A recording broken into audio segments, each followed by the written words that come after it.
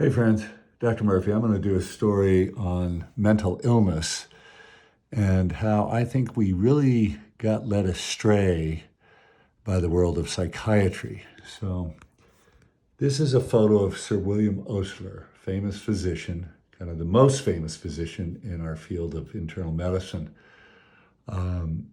He lived from 1849 to 1918. During his career, he helped create the foundation and discipline of internal medicine and was also instrumental in developing the system of clinical medical education. These are classic books that my dad gave me. The collected essays of Sir William Osler, The Life of Sir William Osler, Volume 2, The Principles and Practice of Medicine. He was a giant. Now, what's happened in the world of psychiatry, I'll illustrate with a couple of things. One from New York Times Magazine. First article is Ill Repute.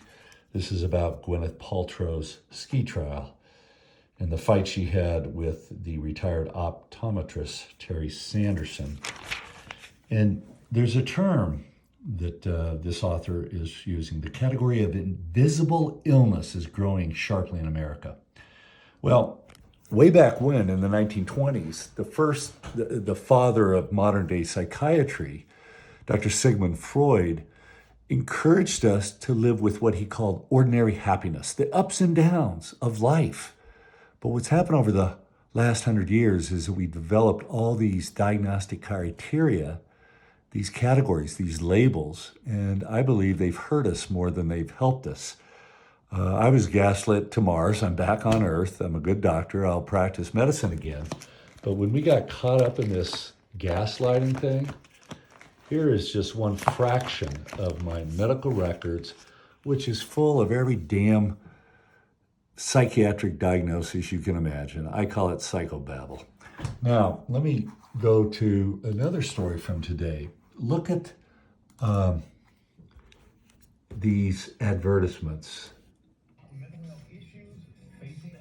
Mental issues facing America. There's so much talk of mental illness, but what it is really just the ups and downs of everyday life. There are a few exceptions. There is some true mental illness, but it's much less frequent than any of you imagine.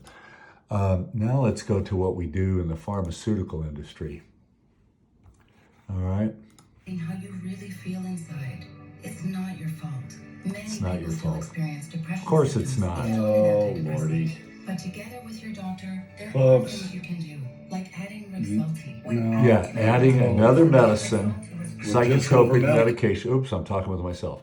Adding another medication to the antidepressant. Now, this young woman in the commercial may feel down. What it is grief, from the ups and downs of life, whether you've lost a pet, a best friend, a parent, a child, a divorce in the family.